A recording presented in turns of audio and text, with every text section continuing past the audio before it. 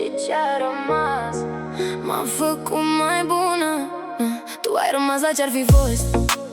Eu am trecut deja de post. Nu mă mai doare, nu mai stau să fac din tine vreun ecou. Ai fost furtună, ai fost fum, ai fost ocol, nu ai fost drum. Și poate de-aia când ai plecat n-am pierdut tot, m-am câștigat. Când m-ai pierdut n-ai priceput ce noroc ți-a trecut pe drum. Acum mă vezi și par normal, dar ți se rupe ceva fatal. Nu din iubire, din orgoliu, din faptul că nu mai ai controlul, din faptul că am mers mai sus după ce ți-am ieșit din curs.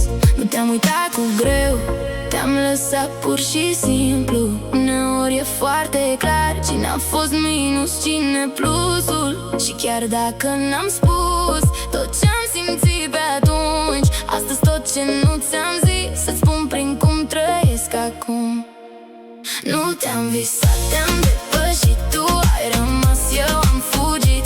Nu din frică, din valoare, nu din lipsă, din salvare. Nu te-am plâns, te-am terminat ca pe un sezon deja uitat.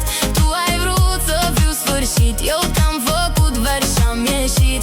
Ți-ai făcut curaj târziu, da, dar eu nu mai sunt ce știu. M-am schimbat fix cât trebuia, cât să nu mă mai atingi așa. Ai crezut că stau la ușă, dar eu mi-am aprins altă căruță. Și din tot ce ai încercat ai rămas doar aproape ratat. Mai ții minte cum spuneai că fără tine n-o să zbor? Uite-mă cum bat orașul cu inima pe motor. Nu m-am răzbunat pe tine, m-am iubit puțin mai bine.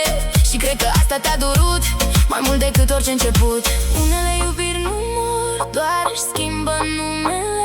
Se fac liniște, se fac fum, se fac lecții, nu destine. Și ce-a fost între noi n-a fost degeaba, recunosc. Dar nu mai e loc pentru doi când eu abia acum mă cunosc. Nu te-am visat, te-am depășit și